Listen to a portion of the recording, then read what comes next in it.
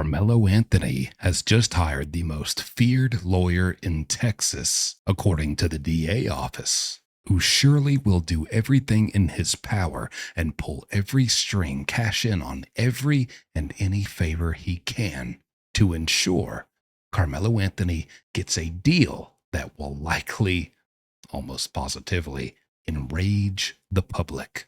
But what everyone reporting on this is failing to see is no matter how little prison time Carmelo serves, he won't last 365 days before we see a headline in the news reporting on him being severely harmed, if not killed. As a former inmate of 10 years, I'm going to recap all the reasons I've explained and shown proof of that Carmelo could never survive the closest thing to a living hell on earth. Let's get started.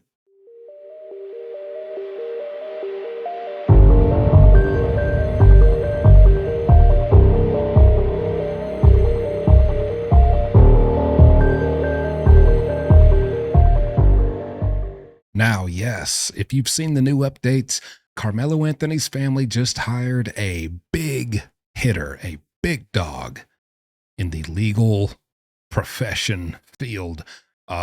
Was formerly a district attorney, and now he's gone off on his own. And so everyone down there at the local district attorney's office pretty much fears him, according to Sarah Fields and reports that she's found, as you can see here.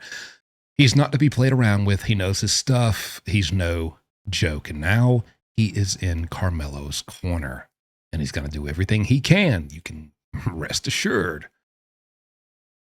He's going to do everything he can to get him at least a good deal to where he doesn't get life without parole or, 40, 50 years, maybe 15, 20, 10, something more incredible. The problem is we have a year to find out. Okay. But in the meantime, what I want you to know, and I know this isn't good news, and I know this boils your blood. It does mine. But I want to offer you some peace and some rest assuredness. In a rapid fire, as rapid as me, a big rambling, ranting, long-winded fella can do, I want to recap to you all the reasons why I don't care if he gets 1 year and 1 day in prison. He's not going to make it. It will not go past a year before you hear about him getting that little booty whooped. Somebody bending him over and spanking him, giving him a whooping at the very least.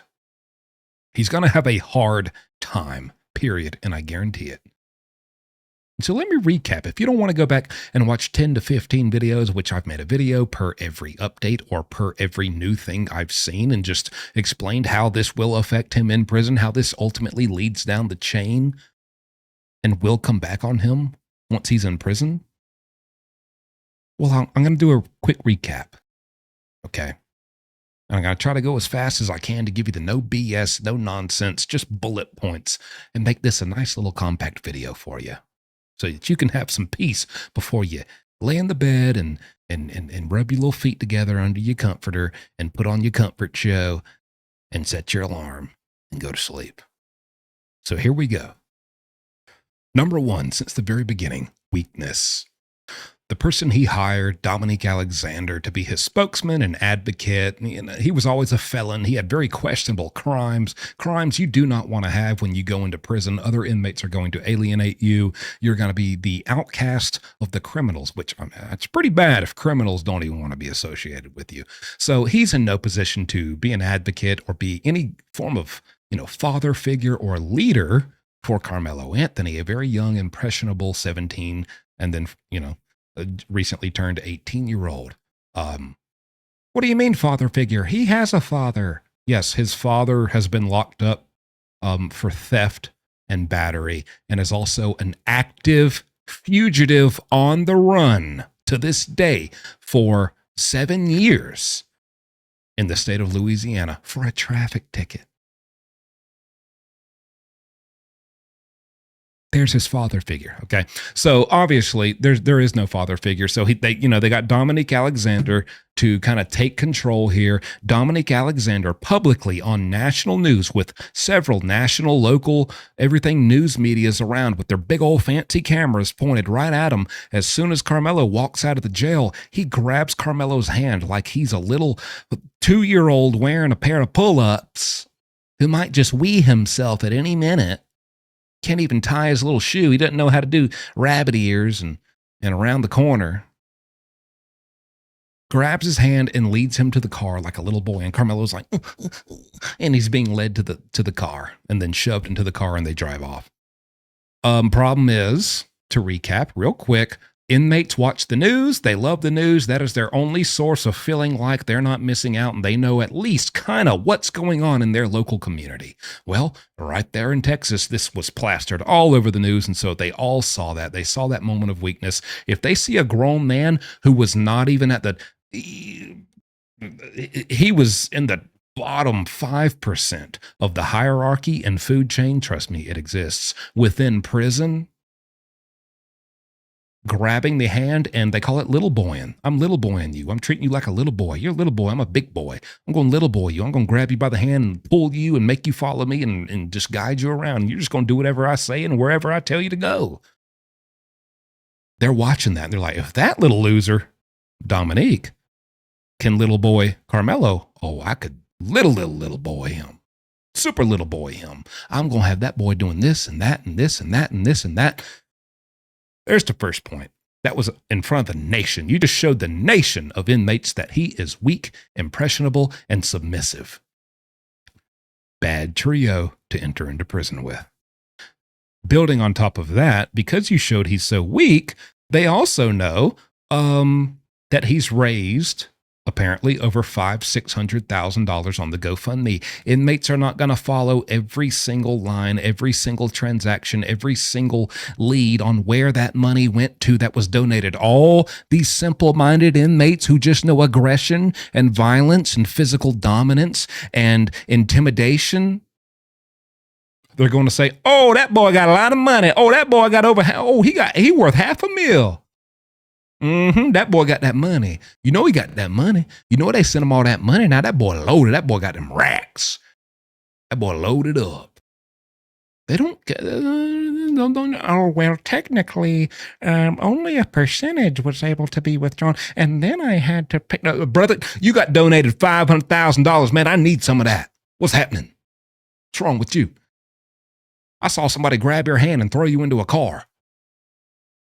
And you about to sit here and tell me you ain't going to give me none of that money? You can't escape this cell block. He's going to get extorted.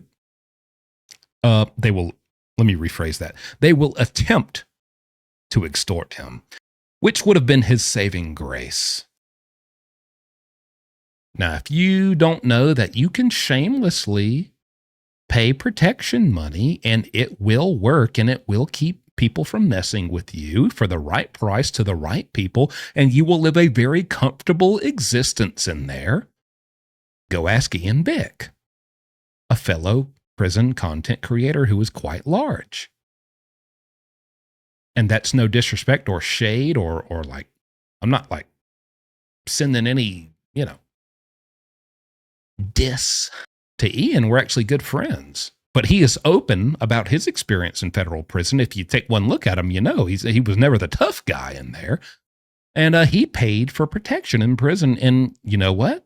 They accepted his payment and he lived comfortably, never had a single freaking issue, and had a good life. So yeah, you can do that. If you're okay with that, they're okay with that. Karmelo Anthony can't do that. All the money's blown. They blew it on cars and houses and chains and grills and earrings and diamond rings and Jordans. All the money's gone. Which leads me to another thing. Because of that, Karmelo has outraged the black community who so vigorously supported him and who donated this $500,600,000. They donated that. And you got to understand, a lot of the people who donated are local people in the black community of that town in Texas where this occurred. And they backed Karmelo. They believed in Karmelo. He's one of us.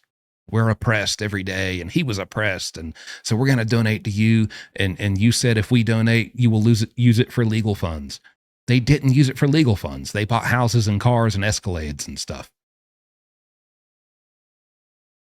The black community got pissed, and they're still pissed. And that's why no more really, you might see a stray donation or two come in, but no one's really donating anymore because they're pissed. And you know what happens? Local people in the community donated. Local people found out they got scammed out of their money. Local people got angry about that. And local people called their local relatives who are in that local prison in Texas and told them about that. And now local inmates that will be in the local cell block. As Karmelo Anthony, I have talked to three of them. Two of them personally, three through a third party. They're pissed. Their aunties, their uncles, their grandmothers, their mothers believed in Karmelo. They believed in his cause and his family, foolishly enough, and donated to that. Sometimes it was $100, sometimes it was $20, sometimes it was $700 over that. One of them. They're pissed. And the inmates are pissed. That money could have went to me. I could have bought 700 honey buns. How dare you? And now to find out they got scammed, and now their relatives are calling them saying, hey, Karmelo's family scammed us out of our money. Oh, you think they're not going to have an issue with him when he enters that cell block? There's another thing. Everyone's like, oh, Karmelo, he'll get accepted into a black gang. He'll be accepted by the black inmates, black guys, black people, black individuals, black existence, black. Black people are pissed at him because black people supported him and he screwed them. And so, no, a black gang is not going to take him under their wing and take him in and protect him.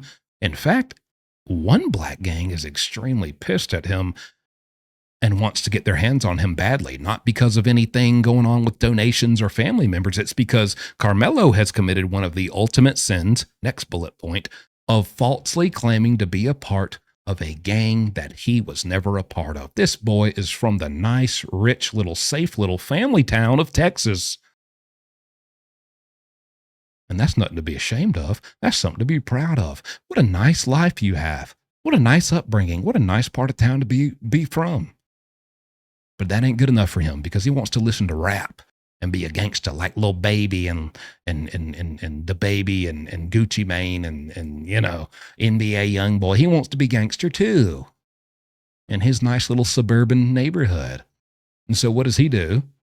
He goes and commits murder and starts taking photos of him holding up assault rifles and throwing up this sign right here. A local gang, not in his part of town, but in the bad part of town in proximity to him. There exists a gang called the Insane Vice Lords, and they are very prominent and very active in the prisons of Texas. He was throwing this sign up, probably fooling all these rich little white kids who, they're living a nice life. They don't know anything about gangs, and they're like, oh my gosh, he's throwing up a gang sign. He's tough. He's cool. He's gangsta. Better not mess with him. Suddenly, he's a badass in his school. Nobody better mess with Karmelo. He's a gang member. And he's probably eating that up and loving it. Problem is, now it's come back to bite you in your butt.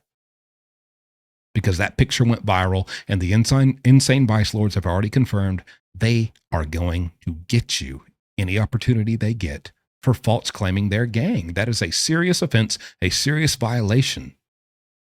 And as I've said before, other gangs, Bloods, Crips, Aryans, if someone comes and pretends to be a part of your gang, every other gang looks at the gang they pretended to be a part of as like, hey, it's your responsibility. It's almost like your son just, acted up in Walmart and knocked over a whole display and then took a big fat poop in the middle of the floor, and now he's screaming and throwing a hissy fit. All the other shoppers are looking at you, buddy. Hey, discipline your kid, my guy. Discipline him. It's on you to set the record straight and demonstrate what happens to people who take your gang as a joke and as something they can freely just pretend to be a part of with no repercussions. The Insane Vice Lords want him badly. And trust me, that brings me to my next bullet point.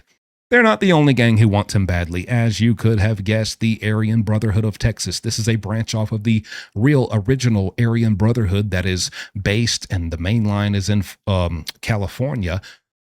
California Aryan Brotherhood claims publicly that they have nothing to do with and want no ties to the Aryan Brotherhood chapter in Texas. But that does not, hey, if I'm a very dangerous guy in South Carolina and you are a very dangerous guy in Montana, and I say, hey, I don't want anything to do with that guy in Montana.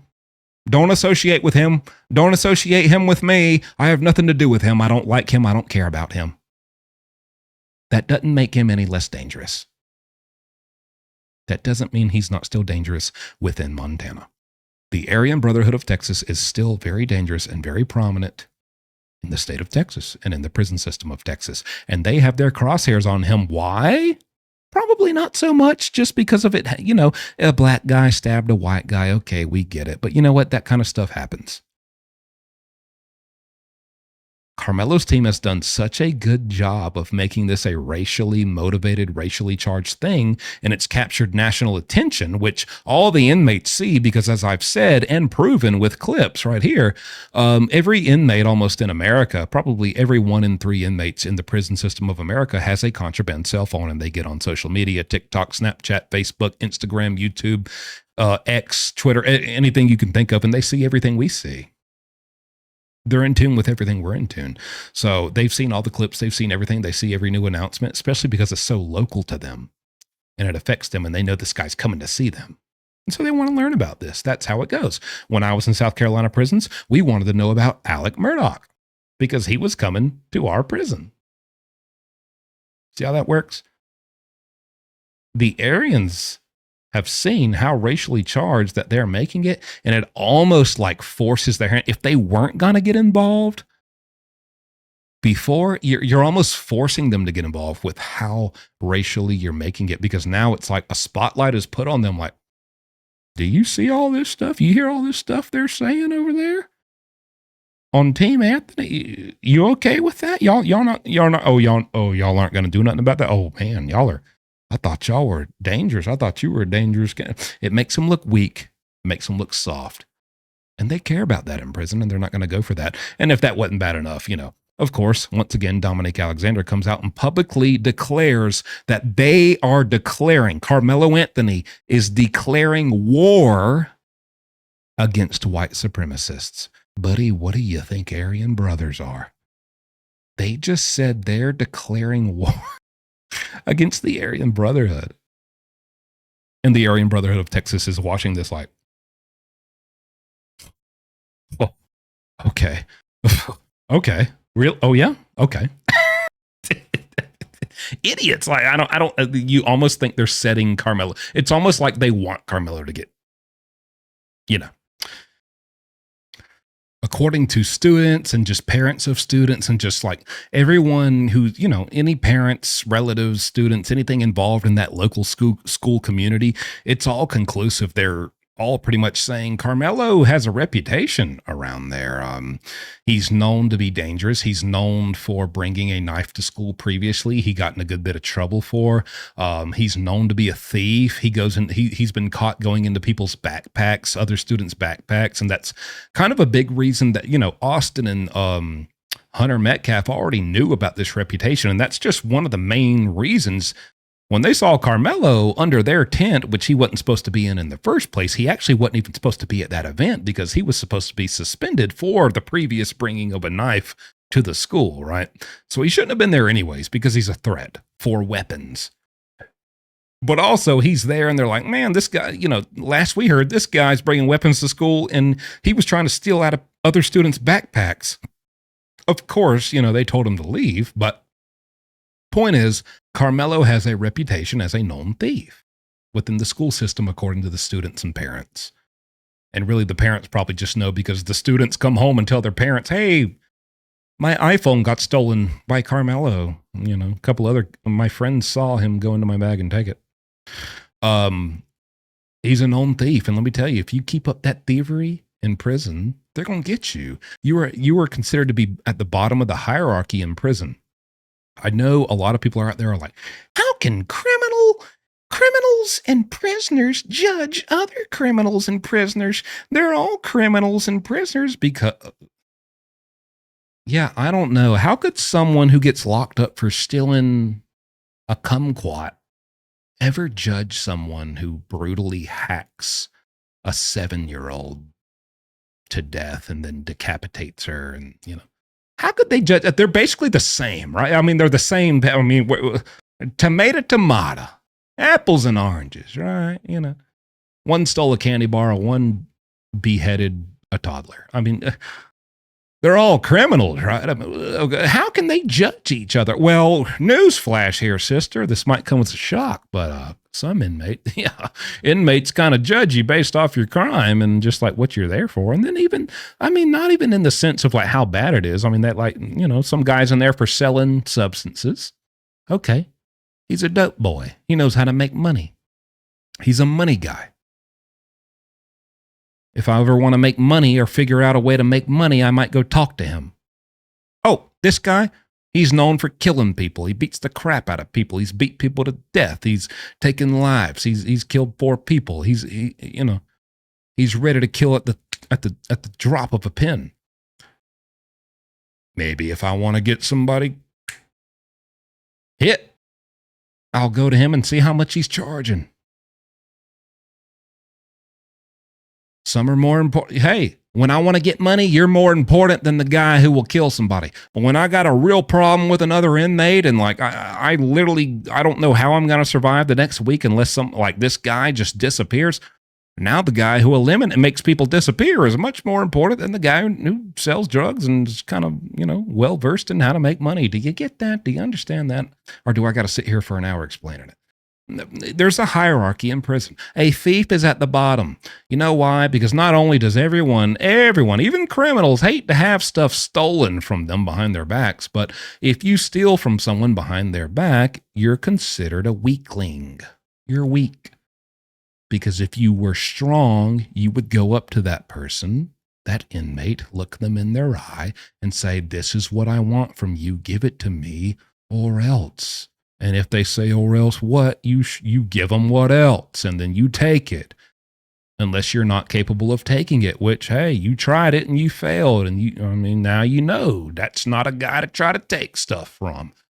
Welcome to the Wild West world of prison, baby. Try it and find out. Maybe you win, maybe you lose. Who knows? But if you steal from behind their back, you're a wimp because you were too scared to even deal with that confrontation. Right? They praise the guy who will look you in the eye and basically armed rob you. But they despise the guy who won't do that significant of a violent crime and just kind of tiptoe, right? You're weak. You're tiptoeing, trying not to get caught. You're scared to get caught. You're scared of confrontation. You're scared of what might happen, right? So Karmelo, that's how he's going to be seen. A thief. You're scared. You're a little weakling. If everything else we've discussed didn't already point to that determination about him. Finally, last bullet point. They have hired, I know that Team Karmelo thinks they hired the best person ever to help Karmelo. Charleston White, ultra viral guy. Former convict. He was a former high-ranking Crip member. He's been a gang member for a long time. He's been an inmate. He's been in prison for a long time. He knows the game. He knows how it works. He knows how the streets work. He knows how gangs work. He's not a dummy about that stuff. He knows how it goes. He knows how it goes so much that he has come to despise how snaky, slimy, backstabbing, and just how unauthentic and how, at the end of the day, none of these people really care about you. It's not a big family.